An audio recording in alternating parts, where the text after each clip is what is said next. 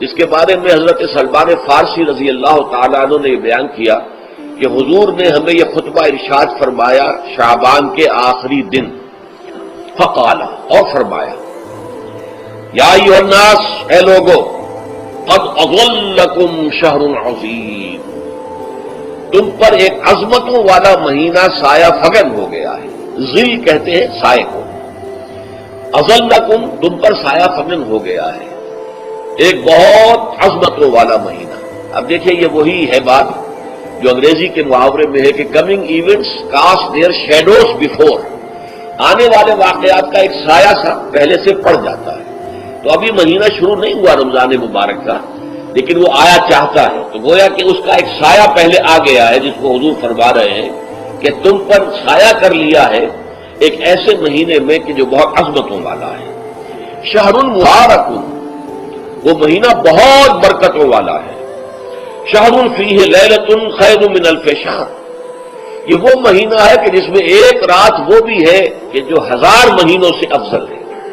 اور یہ ظاہر بات ہے قرآن مجید کی صورت ہے مکمل، انا انزلناہ فی لیلۃ القدر وما ادراک ما لیلۃ القدر لیلۃ القدر خیر من الف شہر، اس کی طرف اشارہ ہے۔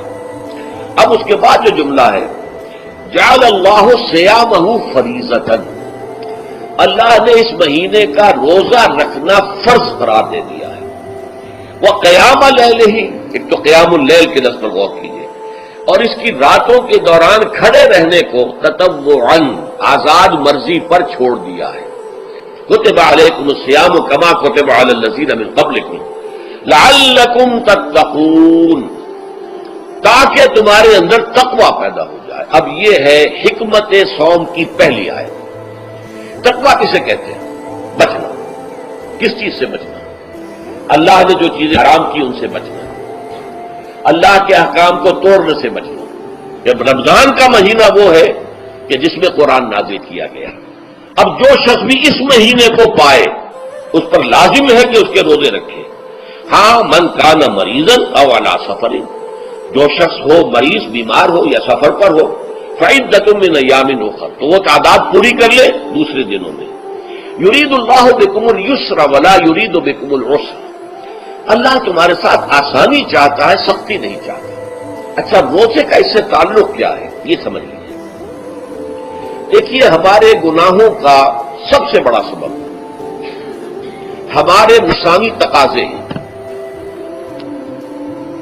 ہم ایک حیوان بھی ہیں، اور حیوان سے بڑھ کر بھی کچھ ہے، وہ میں بعد میں عرض کروں گا۔ ایک حیوان تو ہے، جیسے ہر حیوان کو کچھ خوراک کی ضرورت ہے، ہمیں بھی ضرورت ہے۔ ہر حیوان کو بقائے نسل کا معاملہ جنسی ہے، وہ ہمارا بھی ہے۔ ہر حیوان کو کوئی نہ کوئی سر چھپانے کی جگہ چاہیے، کوئی گھونسلہ ہو، کوئی کھو ہو، کوئی بل ہو، کچھ بھی ہو، اس کو چاہیے آتے۔ اسی طریقے سے ہمارے سارے تقاضے ہیں۔ حیوانات کو بھی آرام چاہیے، ہمیں بھی آرام چاہیے۔ یہ حیوانی تقاضے جو ہیں، جن کو ہم کہیں گے اینیمل انسٹنکٹس، ہمارے وجود کے اندر ہیں یہ، اور ان کا تقاضا ہمارے اندر سے ابھرتا ہے۔ یہ جو کیفیت انسان کی ہے، اس کے لیے ایک مشق جو ہے وہ روزہ فراہم کرتا ہے۔ روزے کے آپ نے 12، 13، 14 گھنٹے کا بھی روزہ ہوتا ہے، بعض جگہوں پر 16، 17 گھنٹے کا روزہ ہوتا ہے۔ اس عرصے میں آپ اپنے نفس کو حلال چیزوں سے بھی روکے رکھتے ہیں۔ اس منہ گھوڑے کو، منہ گھوڑے کو جو ہے آپ اس کی لگام کس کر رکھتے ہیں کہ حلال بھی نہیں کھانے دے رہے۔ یہ پابندیاں نفس کے اوپر لگانا، یہ ایک مشق ہے، یہ ایک ریاضت ہے۔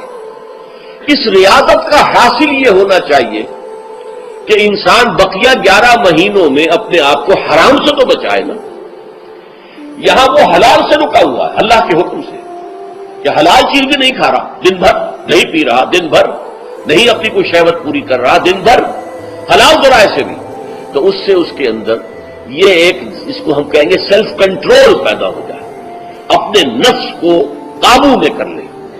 یہ گویا کہ اس کا سب سے پہلا اس روزے کی ریاضت، روزے کی مشق کے حوالے سے یہ اس کی حکمت ہوئی کہ اس سے کے ذریعے سے انسان میں سیلف کنٹرول پیدا ہونا، ضبط نفس۔ شہر رمضان الذی انزل فیہ القرآن ھدی للناس وبینات من الھدی والفرقان، یہ قرآن کیا ہے، کیا بنا کر نازل کیا گیا؟ یہ حال ہے یہ لوگوں کے لیے، پوری نوع انسانی کے لیے ہدایت ہے، اور یہ ہدایت بینات کی شکل میں آئی، واضح تعلیمات جن میں کوئی شک و شبے کی گنجائش نہیں، از خود روشن۔ بینہ اسے کہتے ہیں وہ شے جو از خود روشن ہو، جس کو ہم کہتے ہیں کہ آفتاب آمد، دلیل آفتاب۔ جب سورج طلوع ہو گیا تو اپنے وجود پر وہ خود دلیل ہے، اسے کسی اور دلیل سے ثابت کرنے کی ضرورت نہیں ہے، از خود واضح۔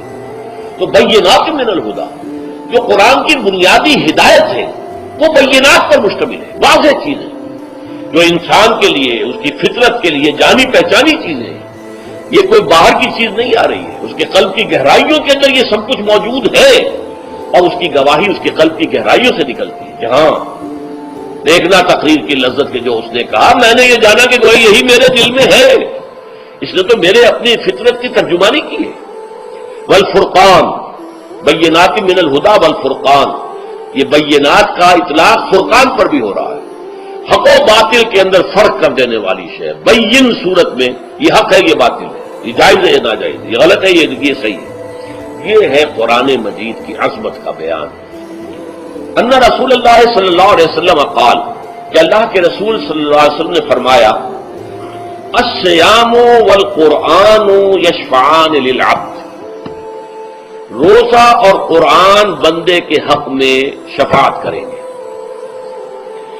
یقول الصیام، روزہ یہ عرض کرے گا اللہ کی جناب میں، اے رب پروردگار، انی منعتہ الطعام والشہوات بالنہار، میں نے تیرے اس بندے کو دن کے دوران کھانے پینے سے اور اپنی شہوت کا تقاضا پورا کرنے سے روکے رکھا، یہ میری وجہ سے روکا رہا، تو میری شفاعت اس کے حق میں قبول فرما، فشفعنی فیہ، میری شفاعت اس کے حق میں قبول فرما۔ ویقول القرآن، قرآن کیا کہے گا، منعہ النوم باللیل، میں نے اسے رات کے وقت سونے سے، نیند سے روکے رکھا، فشفعنی فیہ، تو اس کے حق میں میری شفاعت قبول فرما۔ حضور فرماتے فیشفعان، ان دونوں کی شفاعت قبول کی جائے گی۔ یہ ہے قیام اللیل۔ کہا یہ میرے لیے، الا الصوم فانہ لی، یہ میرے لیے، وانا اجزی بہ یا اجزا بہ، میں خود ہی اس کا بدلہ دوں گا یا خود ہی اس کی جزا ہوں، خود ہی اس کی جزا ہوں۔